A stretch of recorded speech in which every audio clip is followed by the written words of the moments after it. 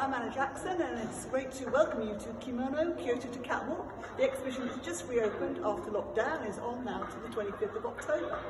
The kimono is a really iconic garment, but people tend to think of it as sort of a timeless, traditional costume. So what we're trying to show in this exhibition is actually it's always been a really dynamic, fashionable item of dress, certainly since the mid-17th century.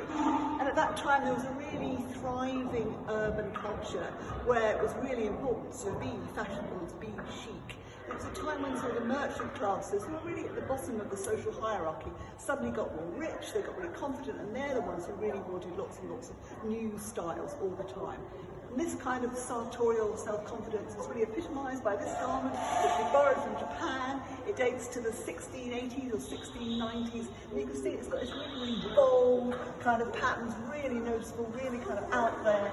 And this technique that's used to create the pattern, which is like a tie-dyeing technique, is also really wealthy. So the woman who wore this was just saying that she was young, she was fashionable, she was confident, and she had lots of money. Although the kimono is seen as essentially Japanese, it's actually had an amazing influence on global fashions, again, since the mid-17th century, and that's also what we explore in the exhibition. It wasn't really till the late 19th century that lots of people in the West got to understand kimono, to see them. There was a real craze for wearing kimono. You could buy them in London in shops like Liberty's and so on.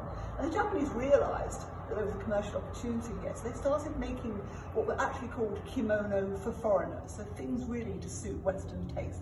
And this garment like this is exactly one of these kind of garments dating to the beginning of the 20th century. And what's interesting about it, though it looks like a standard kimono, it's actually got this triangular section at the back, so a woman in the West could wear it over petticoats, and it would drape a bit more like a skirt. And it's also got this wonderful sash that's made out of the same kind of fabric. And you can see again, it's very bold, beautiful satin fabric, and this wonderful wisteria embroidery with ducks and flowers around the edge. So very typical of the kind of styles that were being made in Japan, specifically for Europe and America at the time.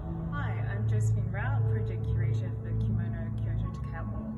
So this is the final section of the exhibition, Kimono Transformed, which looks at what's happened to the kimono from the mid-20th century up until today.